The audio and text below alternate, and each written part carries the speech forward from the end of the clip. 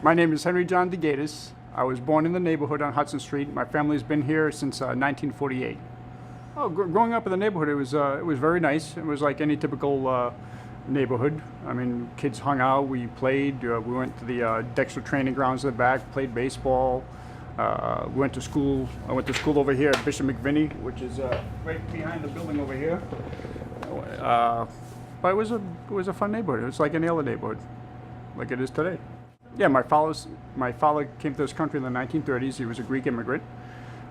He opened up a New York system across the street in that building. And then in 1960s, he moved into this building, and we've been here ever since. All right. When did you start working here? When I was like 1.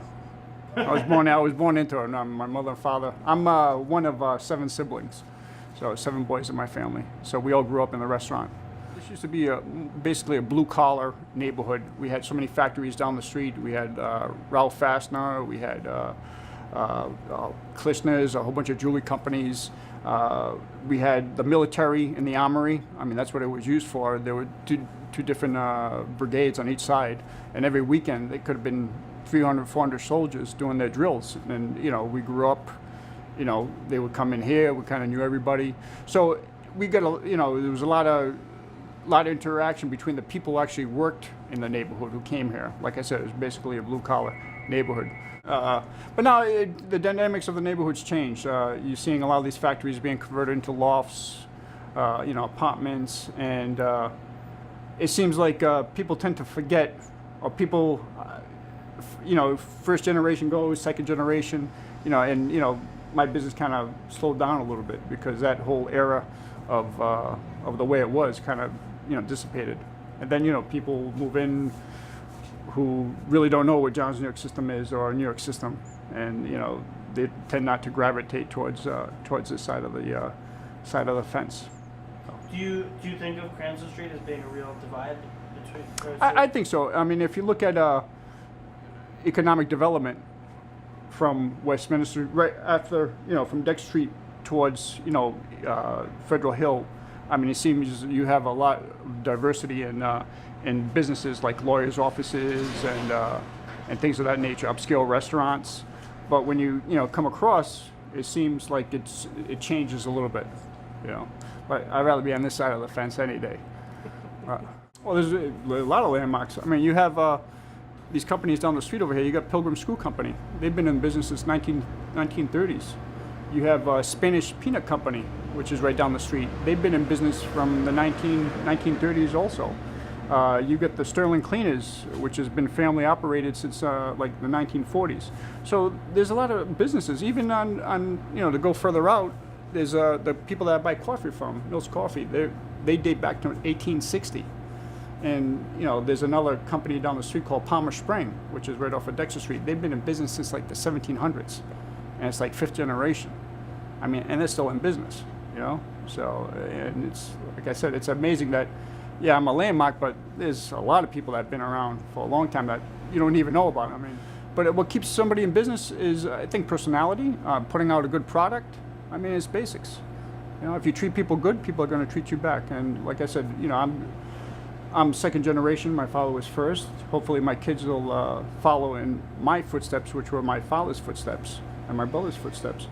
And they treat people the same way, and hopefully there's a business will last another generation. Oh yeah, we used to, as a kid growing up, I mean, it was a wonderful place to play.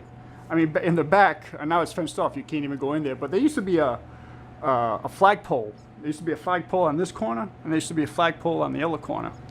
And I remember as a kid, we would grab the rope, and we used to swing out, from the middle of where the post was, and it's a little hill, so you could swing out onto the sidewalk and swing all the way around. A couple of times I fell and got hurt, so I wasn't able to. I wasn't that coordinated as a kid. Oh yeah, we used to have. I went to school, like I said, to Bishop McVinney, which is right behind over here, and we used to have our gymnasium was the middle part of the armory, so we used to go there for gym, every I think once a week. So, but I remember being awestruck every time I went in there because it was such a beautiful, beautiful building. And back in the 70s, that used to be the Civic Center for Rhode Island, for Providence. I remember seeing they had like dog shows, they had car shows, they even had like boxing matches, which was real interesting. So it was kind of, right in the neighborhood. You could, just walk to it. So it was very nice. About my father, I mean, because he's an integral part of who I am, and like I said, he came to this country, not in the 1930s. He fought in World War II, served with the U.S. Armed Forces. After he got out, he came over here and married my mother. 1948, they opened up the business over here, and my mother, knock on wood, she's still living, 87 years old, and she's a big part of the success of this business, because it was my mother and father's. I learned how to be respectful, and that's a hard thing to come by nowadays in this generation, where kids just don't see it, But like I said, he worked hard all his life. He died at an early age. He was 72. I was 11 years old when he passed away. But he instilled in me the morals and the beliefs which I hold true today, which is, respect people, people respect you back. And, like I said, diversity in the neighborhood, we never had an issue with anyone or anybody. I mean, that stands, that's something I'm proud of, that I learned from an early age, to be respectful. So, no, like I said, growing up, it was a great place to grow up in. Even now, I mean, it's a great place to be in, and I wouldn't change my location for all the tea in Boston, as they say. I enjoy doing it. I enjoy the customers. I mean, it doesn't get any better than this.